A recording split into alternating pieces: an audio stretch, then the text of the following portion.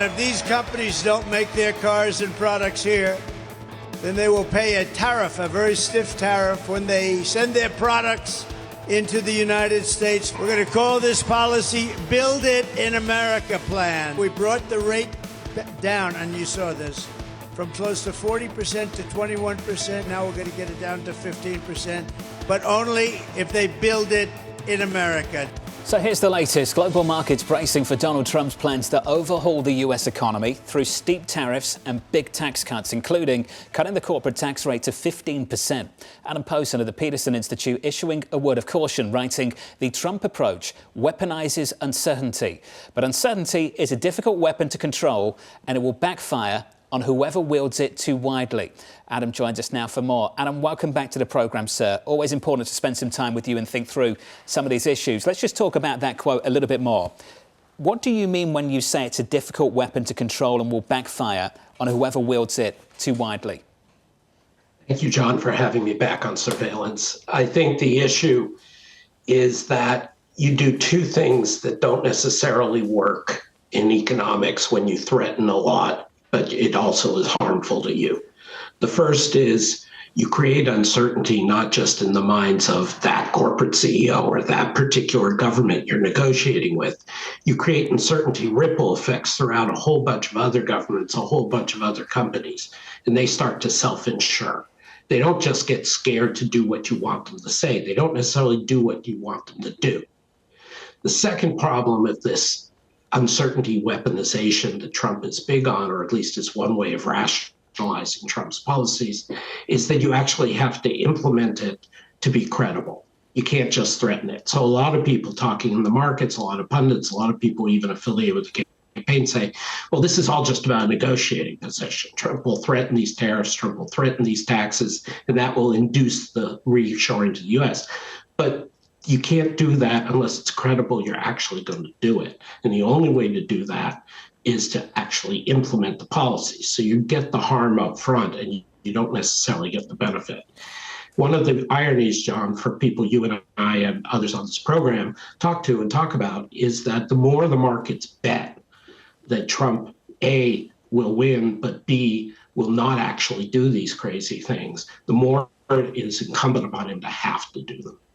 But Adam, when you hear from some Trump economic advisors, what they say is that it will be used as a carrot and stick approach, meaning maybe 2.5% of the 60% they want to do on China, but 2.5% every month until they get Xi Jinping to the table. Because what they say is that there needs to be fair trade between China and the United States, and they do not view trade right now between China and the United States as fair.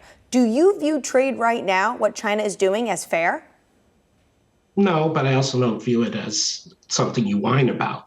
I mean, this is the thing that both the Biden team and the Trump team have done, is if they had been Georgia playing against Texas, you know, the top two in the football, the college football, they would have spent their whole time whining about the referees, and when a call went against them or the crowd went against them, they would have packed it up and gone home. That's what they're doing. They're packing it up and going home.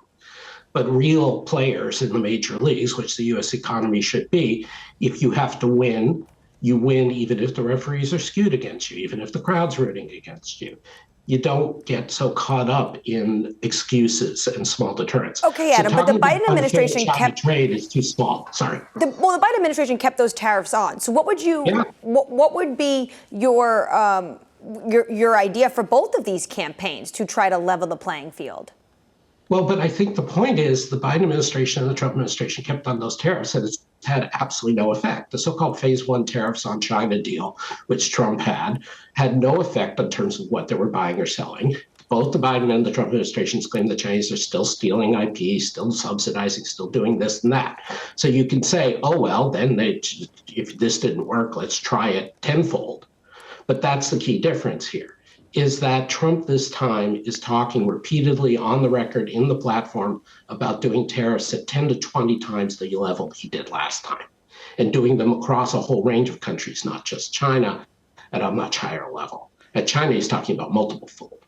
And so it's going to have much worse effects on the U.S. economy. You can shrug it off. It's not good. It's a tax on people. Companies that were affected by the tariffs lost valuation, as the New York Fed study showed. it was inflationary for people. But the big thing is Harris has at least said repeatedly, Vice President Harris has at least said repeatedly, tariffs are a tax. They're a regressive tax that hurt working people more, which is full on true.